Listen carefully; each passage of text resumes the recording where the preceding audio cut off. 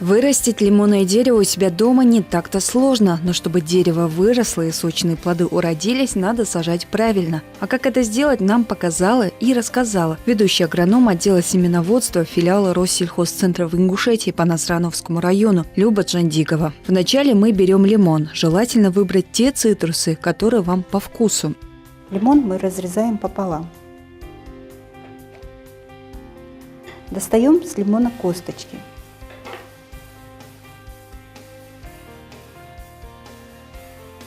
Вот я предварительно достала косточки пару часов назад, они у меня немного подсохли. Косточки те, что слева, они непригодны для проращивания. Они недозрелые, и лимоны из них не взойдут. Сажать надо из жирных крупных косточек. Тогда из них получатся хорошие здоровые ростки.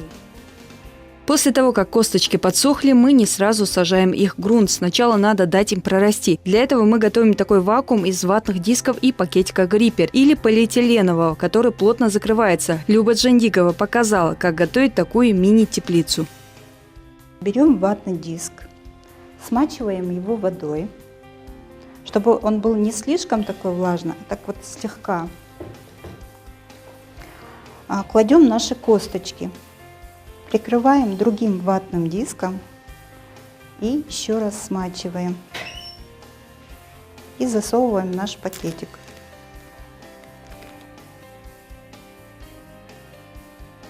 Самое главное — положить пакетик в теплое место. Естественно, не на батарею, а можно на подоконник, где будет тепло и светло. Спустя 2 недели мы можем наблюдать, что появились первые корешки. Но при этом надо помнить, что через неделю после того, как мы создали такой вакуум, для наших косточек надо аккуратно вытащить из пакетика ватные диски и смочить их при помощи пульверизатора и снова поместить на место.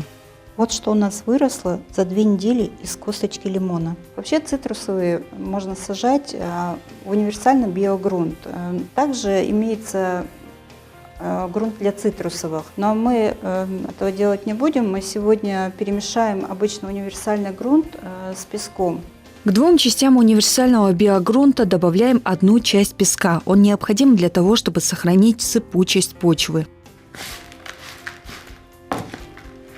В корневой системе в таком субстрате легко развиваться, корешки везде пролазят и хорошо наращиваются.